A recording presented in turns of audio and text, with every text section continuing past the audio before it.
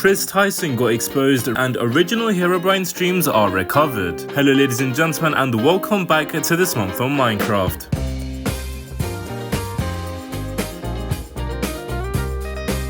Ava Kris Tyson has been under massive fire by everyone for being a paedophile, and there are facts to prove it. I don't think you can label this as allegations anymore, like it's all actual, factual, non-captual. Starting off, Kris paid an artist called Shadman to draw lolly art for him. If you have no clue what lolly art is, it's art of clearly young children, but the twist is that the children are like 4,000 years old or something. Essentially, it's a way for widows to disguise being in possession of CP, and Kris is in possession of this CP. And he loves it, so much so that he framed the art that Shadman drew for him and he hung it up in his own house. You can clearly see it in this MrBeast video from a long time ago, and on top of that, he even proudly tweeted about it. To put into perspective how bad this Shadman guy is, he drew a picture of Keemstar's 7-year-old daughter giving a blowjob to Donald Trump. Trust me, this guy is horrible and 100% should be locked up. And Kris is an avid follower of Shadman, so much so that when he posted a picture of a 10-year-old anime girl,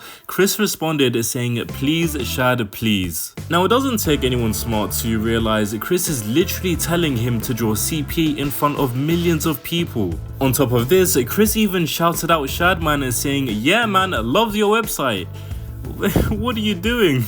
Not only is Kris a proud supporter of Shadman, but he also shared revenge porn from an actress of iCarly. Just watch this clip. How's it going, you guys? So recently everybody's been hearing about the Jeanette McCurdy leak of her photo, but the link's in the description if you want to see them. I mean, I'm not endorsing people to go look at somebody else's private business, but I know that you know, people might want to see him, so it's there if you want it.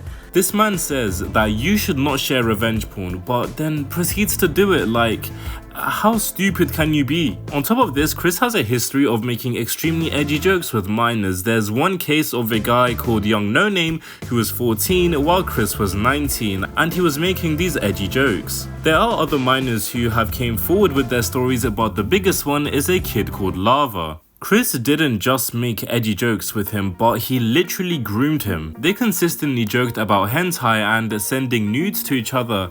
Keep in mind, these two are 13 and 20 years old. After being groomed by Kris, the two met up while Lava was 16 and Kris was 23. And the way these two originally met is because Lava won a competition from a MrBeast video a long time ago. Kris was then added to a group chat with a bunch of moderators which happened to have Lava in it. But here's the thing.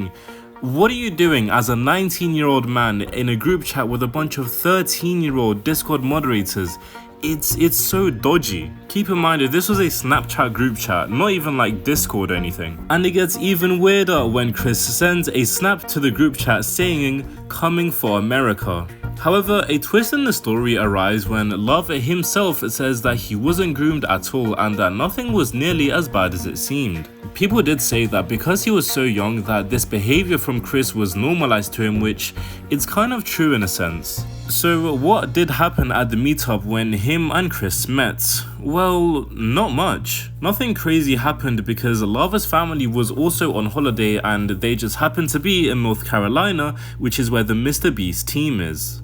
And to round off everything that Kris did, he made an apology tweet that at first, it was horrible. There was no apologies, no nothing. He just straight up said that he was just leaving MrBeast. Oh, plot twist, he didn't leave MrBeast. MrBeast himself tweeted out saying that he fired Kris because he found out about all of this and is hiring private investigators to find out the true story. And that is where we are now. Kris did deny the allegations, of course, but no one's really gonna believe him. Man, everyone is being exposed as a pedophile. Like, you have Drake, Dr. Disrespect, Cody Co, and now Kris. Like, I genuinely have no clue who else is gonna be on this list when the year is done. Minecraft YouTuber and legend Ssundee has released a server that is pay to win and got exposed by the Mr. Epic. In this server that he released, there's a robot that can only be obtainable if you open a crate, and this crate costs 6 real-life pounds for just one crate. However, the mods found a game-breaking glitch that would dupe these robots, giving him stacks upon stacks. And if they sold every single single one of these by themselves, then they could make over £100,000 off a single chest, and